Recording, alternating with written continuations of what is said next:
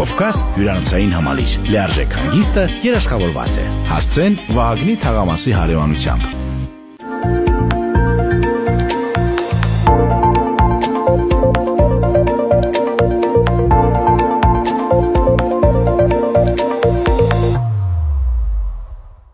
Բարի երեկո։ Ես եւ իմ գործընկեր Ժիրայր Ոսկանյան այսօր մեր տաղավարում հյուրընկալել ենք Քոաֆի գործադիր տնօրեն Կորյուն Խաչատուրյանին։ Բարև ձեզ, պարոն Խաչատուրյան։ Բարի երեկո։ Բարև ձեզ։ Շնորհակալություն մեր հրավերն ընդունելու համար։ Գիտեմ, որ մոտ 3 տարի առաջ հայրենադարձվել եք Հայաստան։ Հետ վերադառնալու կամ պարզապես հայրենիք վերադառնալու պահանջները պարզապես աշխատանքային բնույթ էին կրում, թե շատ ավելի խորքային են։ Հետաքրքիր հարց եք բարձրացնում, կասեի երկուսն են։ Հիմնական բնականաբար աշխատանքի բերումով տեղափոխվեցի Հայաստան, ճիշտ ասած ավելի դեպի Արցախ։ Ես 2.5 տարի ապրեցի Արցախում, Ստեփանագերտում, բայց բնականաբար ավելի խորքային պատճառներ էլ կան, որը հայրենիք հետ վերադառնալու հետ հայրենիքի այո, ճիշտ է։ Արցախում աշխատում եք Ստեփանագերտի Թումո կենտրոնում։ Ճիշտ է։ 2.5 տարի ուրեմն Թումո ստեղծարար տեխնոլոգիաների կենտրոնի ղեկավարն էի, որպես հանդիսանում Ստեփանագերտում։ Այդ թվում ուրեմն 2016-ի հունվարին տեղափոխվեցի եւ ինչպես արդեն հասկացաք, ապրիլյան պատերազմով անցա դժբախտաբար ու այդպես ԱԱԳ-ին կենտրոնը զարգացրինք, ընդլայնեցինք մեր գործունեությունը, որովհետև ամենասկզբում Ստեփանագերտի վրա էին կենտրոնացած կամ շրջակա մոտի քաղաքներում, ապա արդեն աշխատելով թե կառավարության հետ, թե այլ մարդկանց հետ դեպի գյուղը գնացինք ու կարելի ասել, որ դեպի այդ գյուղական համնոհոտը կամ գյուղի արժեքները ինձ այդ քաշող շարժիչը հենց այդ ընդլայնումն էր, որից հետո ուրեմն միացա Քոաֆին, Երևանյան գրասենյակին։ Մինչ Քոաֆին հետ կվերադառնանք, այսպիսի հարց արդեն պարոն Խաչատուրյան, նշեցիք, որ ապրիլյան պատերազմի միջով եք անցել, մինչ ապրիլյան պատերազմը եւ հետո տարբերություն կար Արցախում եւ հետևանքները արդյոք երկար էին, այսպես շարունակում մնալ ապրիլյան պատերազմի արցախցիների հիշողության եւ առհասարակ նրանց այսպես մտածողության մեջ։ Ինձ համար շատ յուրահատուկ պահ էր, որովհետև ես ծնված մեծացած լինելով արտերկրում, նամանավան Ֆրանսիայում, որտեղ որ գոնե իմ ժամանակաշրջանում խաղաղ է եղել, բավական ազդեցիկ էր։ Չէի ուզի շատ երկարել այս հարցի վրա, եթե թույլ տայիք, բայց կասեի, որ անձնապես ազդվեցի, մեր գործունեությունն էլ ինչ-որ չափով տուժեց կրթական կենտրոնի, բայց եւ այնպես շատ արագ վերադարձանք մեր բնականon հունին ու ընդհակառակը աճեց, մեր գործունեությունն էլ աճեց, մեր ծավալները մեծացան, աշխուժությունը շատացավ։ Իսկ Քոաֆում ձեր հիմնական աշխատանքի նկարագրին եթե անդրադառնանք, գործառույթները որոնք են, ինչով եք զբաղվում այսօր եւ որ ուղղություններով եք աշխատում։ Ուրեմն, եթե թույլ տաք, մի փոքր վերադառնամ Քոաֆի ընդհանուր պատմության, Քոաֆը կամ Հայաստանի մանուկներ հիմնադրամը հայերենով ստեղծվել է 2004 թվին, այսինքն 15 տարի առաջ, ու իդեպ այս տարի մենք տոնում ենք մեր 15-ամյակը։ Ամենասկզբում 2004 թվականին սկսեց Արմավիրի շրջանում Քարակերտ գյուղով, ընդլայնվեց կամաց-կամաց ամիսներ հետո ու արդեն մեծ ծավալ ստացավ հենց Արմավիրի շրջանում։ Մենք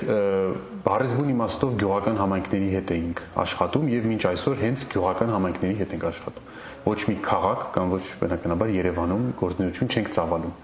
Տեսանք, որ կարիքը բնականաբար ոչ միայն Արմավիրի գյուղերում են, այլ առհասարակ բոլոր գյուղերում եւ ռազմավարություն ուրեմն որդեգրվեց, որտեղ որ պիտի ընդլայնվեինք այլ մարզեր։ Սկսեցինք Լոռիով, հետո Տավուշ, Շիրակ եւ այսօր արդեն ներկայինք ուրեմն 5 տարբեր մարզերում Հայաստանով մեկ եւ ինչ որ մի պահ հասավ, որ զգացինք այլևս մեր մոդելը զարգացման, գյուղական համայնքների զարգացման մոդելը ինչ որ չափով դանդաղ է առաջ գնում։ Դանդաղ են առումով, որ մենք անդրադարձանք կամ գիտեինք, որ 900-ից ավել գյուղական համայնքներ կան Հայաստանում ու մեր տեմպով, մեր ոճով, մեր ժամանակին ունեցած մոդելով դժվար կարողանայինք արագ հասնել այն մեր իդեալ Հայաստան չասեմ, բայց զարգացման մակարդակին, որը մենք ուզում էինք։ Ու նոր ռազմավարություն ուրեմն որդեգրեցինք, որը կոչվում է Coaf Smart նախաձեռնություններ։ Coaf Smart նախաձեռնությունները նախքան կենտրոնի իսկ կառուցելը սկսեցին Coaf Smart սենյակներով։ Տարբեր գյուղերում, Լորիում եւ Տավուշում ստեղծեցինք, կառուցեցինք Coaf Smart ուրեմն սենյակներ, Լորիում անվանում ենք դրանք Coaf Smart սենյակներ, իսկ Տավուշում Coaf Smart ապահով սենյակներ, որովհետև սահմանամերձ գոտում են գտնվում այդ գյուղերը եւ այդտեղ մենք նաեւ իրանց ապահովում ենք, եթե հանգարց Աստված չանի, ուրեմն ռմբակոծություն լինի կամ այլ դեպքեր։ Նախաձեռնությունները այդպիսով սկսեցին եւ կարիքը զգացվեց ավելի մեծ նախաձեռնության, որը մենք ուրեմն անվանեցինք մեր Coaf Smart կենտրոնը։ Իդեպ ասեմ, շատերը վստահ եմ գիտեք Coaf Smart կենտրոնի մասին, Դեբետ համայնքում, Լորի մարզում, բայց մենք հաճախ իրականում դա անվանում ենք Coaf Smart Ավան։ Ավան այն առումով, որ մեծ հողատարածք ենք ուրեմն ձեռք բերել, որտեղ որ տեղակայվելու են տարբեր ինչ որ մեր զարգացման մոդելի միտված ուրեմն օբյեկտներ, կոմպոնենտներ, որից մեկը կենտրոնն է, արդեն կա, լիովին աշխատում է, դրանքից նաև կան ուրեմն այլ կոմպոնենտներ, որից երկուսը արդեն կառուցվել են, մեկը Coaf Smart հյուրատունն է, որտեղ մեր հյուրերը շատ շուտով արդեն օգոստոսի 1-ով կկարողանան գիշերակացով մնալ եւ հյուրասիրվել, իսկ նաեւ ունենք մեր տուրիստ ինֆո կենտրոնը, որտեղ որ Մայրուղու վրա գտնվելով 6-րդ Մայրուղին կարողանում ենք սպասարկել եւ օգնել տուրիստներին, զբոսաշրջիկներին կամ ցանկացողներին ուղեկցել դեպի տարբեր ինչ որ տարբեր տեսարժան վայրեր կամ ուղղություններով եւ ոչ միայն Coaf-ի, այլ առհասարակ Լոռու շրջանի տեսարժան վայրեր։ Իսկ որքան շահառու ունի հիմա Coaf-ը կամ նույն այդ Smart-ամեջ կենտրոնը, Smart կենտրոնը, այդ ծրագիրը եւ նշեցիք, որ կան սենյակներ հա տարբեր համայնքներում, դրանք հիմա շարունակում են գործել կենտրոնի հետ զուգահեռ։ Ուրեմն հարցերը շատ էին, մեկ-մեկ փորձեմ պատասխանել։ Coaf Smart սենյակները եւ ապահով սենյակները, այո, շարունակում են գործել եւ սեպտեմբերից սկսած մենք արդեն կկապենք արբանյակային, այսպես մոտեցումով մեր Smart կենտրոնին։ Ինչ որ տեղի ունենա Smart կենտրոնում, ապա մենք կփորձենք դա կրկնապատկել կամ պատճենահանել հենց Smart սենյակներում եւ թե մարդկային ռեսուրսների առումով, այսինքն դասընթացավարները կգնան տարբեր սենյակներ, թե երեխաները, շահառուները, ովքեր որ հաճախում են Smart սենյակները կամ ապահով սենյակները, հնարավորություն կունենան նաեւ գալ մեր կենտրոնը պարբերականությամբ։ Ուրեմն այո, աշխատում են, մոդելն ենք ուղղակի փոխում, կապում ենք կենտրոնը իր բոլոր արբանյակներով։ Այս պայծրությամբ ունենք 5 Smart սենյակ Լոռիում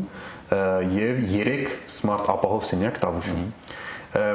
Ինչ վերաբերվում է ուրեմն շահառուներին, այստեղ մի նրբություն կա, Coaf-ը իր 15 տարվա ընթացքում իրականում 75000 շահառուից ավել կարողացել է շահառու հետ կարողացել է ինչ որ առնչություն ունենալ։ Այս պայծրությամբ մենք շարունակում ենք մեր Արմավիրի, Տավուշի, Շիրակի, նույնիսկ Լոռու ու Արագածոտնի ավելի, այսպես ասած, դասական ծրագրերը, որտեղ որ մենք ենք գնում գյուղ ու ինչ որ գործունեություն ենք ծավալում, ծրագրեր ենք իրականացնում եւ զուգահեռ առաջ ենք տանում մեր Coaf Smart կենտրոնի գործունեությունը։ Coaf Smart կենտրոնում 1500-ից ավել շահառու մի տարվա ընթացքում, քանի մի տարին բոլորեցինք այս տարի, մի ամիս առաջ արդեն ունեցել ենք։ Իսկ Coaf Smart կենտրոնի նման ես գիտեմ, որ Գարո Արմենը պլանավորում էր ունենալ նաև այլ կենտրոններ, այսինքն Հայաստանի այլ բնակավայրերում կառուցել նմանատիպ այլ այսպես կենտրոններ, որոնք կարողանային ներգրավել այլ շահառուների, քանզի աշխարհագրությունը պայծրությամբ, որքանով հասկացա, այդքան էլ լայն չէ գործունեության։ Սրա հետ կապված նորություններ կան թե ոչ, պարոն Խաչատրյան, եթե այո, ապա որ մարզերն եք թիրախավորում։ Ասել նորություններ կան, լավ նորություններ կան, մի փոքր նախ կենտրոնանամ մեր հիմիկվա լոռու սմարթ կենտրոնի վրա ու ընդլայնման ընդհանուր այդ մոդելի ծրագրի մասին հետո խոսենք։ Նախ մենք երբ որ սկսեցինք մի տարի առաջ, կենտրոնացել էինք հիմնականում 6 մոտակա գյուղական համայնքների վրա, որտեղ որ շահառու էինք համարում այդ 6 գյուղերից եկած բնակչությունը։ Այս տարվանից, այսինքն այսպես ասած դպրոցական տարվանից, սեպտեմբերից սկսալ, մենք կընդլայնենք ու 30 տարբեր համայնքներ արդեն կկարողանան հաճախել սմարթ կենտրոն լոռու։ Այսինքն ինքը իր աշխատանքությամբ բավական մեծ թռիչք է ապրելու սեպտեմբերից սկսել։ Ու բնականաբար հենց լոռի գյուղական համայնքների մասին է գնում խոսքը։ Ինչ վերաբերում է նույն մոդելը, նույն կենտրոնի կամ ավանի, ավելի ճիշտ մոդելը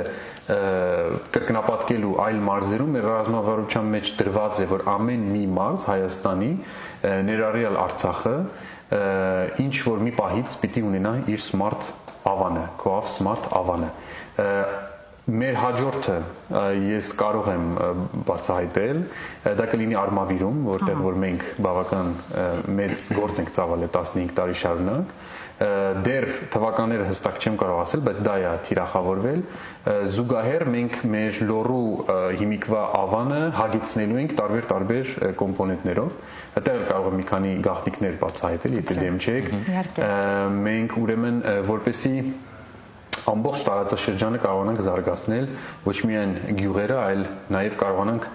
հոսք ապահովել մասնավորապես Երևանից կամ Վանաձորից, մեծ քաղաքներից դեպի այդ գյուղական համայնքներ, ուրեմն կառուցելու ենք շատ շուտով արդեն իսկ ամառվանից մեկնարկը կդնենք այս տարի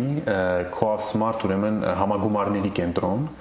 որտեղ որ կկարողանանք արդեն ամբողջովին հագեցած մեծ կենտրոն, նորարար կենտրոն ունենալ, որպեսզի արտասահմանյան գագաթնաժողովներ կամ ինչ որ համագումարներ, ընկերության կոնֆերանսներ եւ այլն կազմակերպենք։ Դա շատ շուտով մեկնարկը կտրվի շինարարության ու հուսով ենք մյուս ամառ արդեն պատրաստ կլինի։ Ավանը այդպես կհամալրվի, նաեւ կհամալրենք ավանը շուտով իր մարզական, ուրեմն սպորտի ամբողջ ենթակառուցվածքներով, որովհետեւ այդ մի կոմպոնենտը մեզ շատ հոգեհարազատ է։ 15 տարի շարունակ հենց գյուղերում կարողացել ենք իրականացնել սպորտային ակումբների միջոցով ծրագրեր,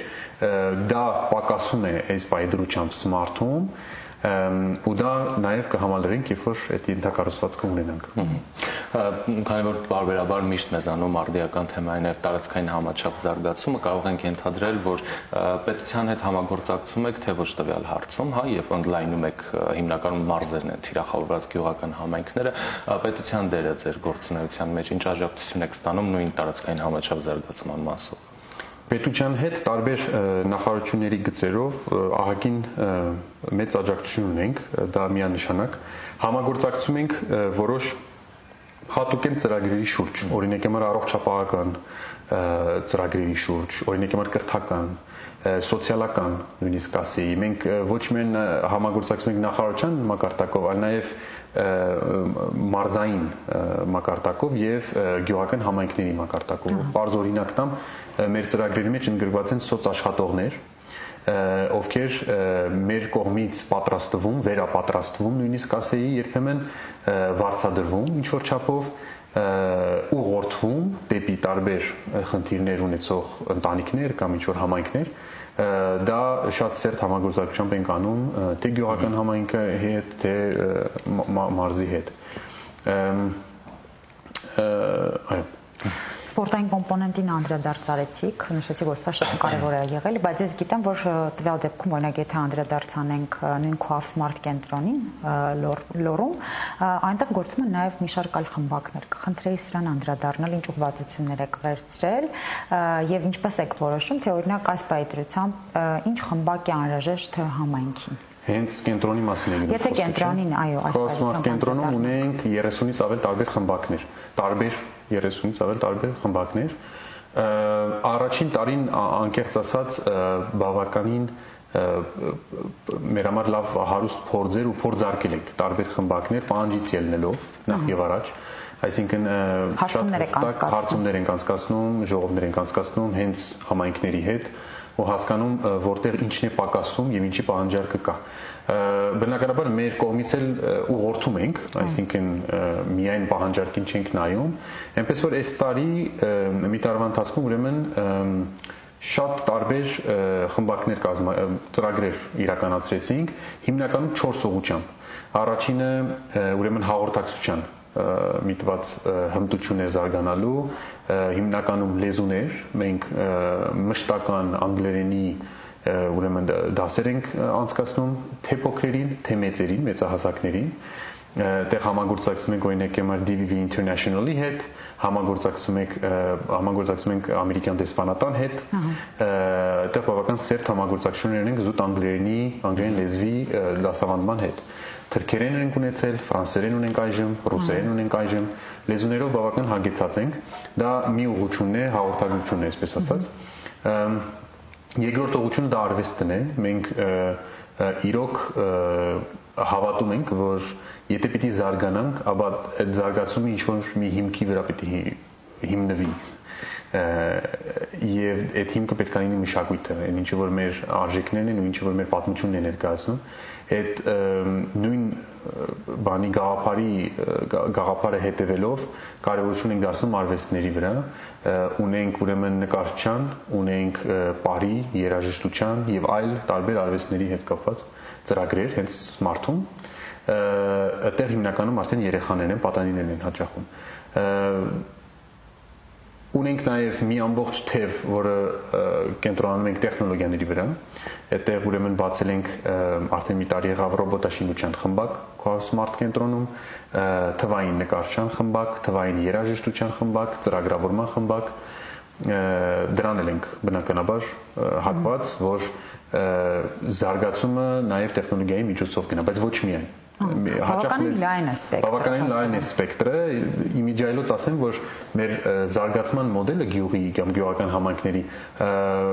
հնարավորինս փորձում ենք համապարփակ դարձնել։ Այն իմաստով, որ ոչ միայն կենտրոնանանք կրթական կոմպոնենտի վրա, կրթական զարգացման վրա, որտեղ դա ի վերջո գբերի նրան, որ մենք ոչ թե գյուղական համայնքն ենք զարգացնում, այլ մարդիկ ենք, բնակչությունն ենք զարգացնում ու դժբախտաբար համայնքը զուգահեռ երբ որ չի զարգանում իր ենթակառուցվածքներով, պայմաններով, երբ որ մենք զարգացնում ենք մարդը, այդ նույն մարդը ստիպված է լինում լքել, որտեղ անհամապատասխանություն է տեսնում իր պաշարած կարողությունները, հմտություններով ու եղած պայմաններով։ Դրան է ուզում գալ, հաջորդ հարցս դրան էր վերաբերում։ Օրինակ անցած տարի ես ներկա եմ գտնվել Smart կենտրոնում նորաձևության ցուցադրության, եթե կարողանք այսպես ասել, այն երեխաները, որոնք կարի խմբակին մասնակցություն էին ունեցել, վերջում պարզապես ներկայացնում էին իրենց աշխատանքները։ Հիմա տվյալ դեպքում այս երեխաները, նույն այն երեխաները, որոնք մասնակցում են ռոբոտաշինության եւ մի շարք այլ խմբակների, որոնք դուք թվեցիք, հնարավորություն ունենալու են այս կենտրոնում, այսինքն այս մարզերում ինքնահաստատվելու, ինքնաարտահայտվելու եւ աշխատելու նաեւ ինչ որ բայի։ Շատ ճիշտ հարց եք տալիս իրականության մեջ, հաճախ երբ որ խոսում ենք կրթական կենտրոնների մասին Հայաստանում, մանավանդ ոչ ֆորմալ, եւ դրա փորձը ի վերջո ես երկու տարբեր տեղերում արդեն ձեռք եմ բերել ինչ որ չափով, դժվարանում ենք կամուրջներ անել աշխատաշուկայի հետ, այսինքն տնտեսական զարգացման հետ կապված ծրագրին։ Մեր մարտահրավերներից մեկը հենց դա է ու այդ համապարփակ մոդելի մեջ մենք շատ լավ պատկերացնում ենք թե տնտեսական զարգացման ուրեմն ծրագրերը որոնք են լինելու։ Մենք զարգացնելու ենք ոչ միայն մարդուն, ներդրելու ենք ոչ միայն մարդու վրա, ինչպես են մեր կենտրոնի այսօրվա ծրագրերը, զանազան ծրագրերը, այլ նաև գյուղական համայնքն ենք զարգացնելու։ Ունեցել ենք տարբեր փորձեր ժամանակին, Արմավիրի շրջանում հիմնականում տվել ենք օրինակի համար միկրովարկեր, զարգացրել ենք փոքր իմիջին, ուրեմն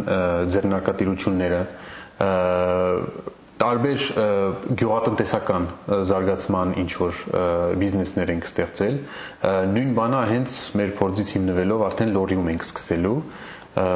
դա մեզ համար շատ կարևոր է, որպեսզի կապենք կրթությունը միշտ տնտեսության հետ։ Կրթությունը կրթության սիրույն լավ է, դա կարող է մարդը զարգացնել ու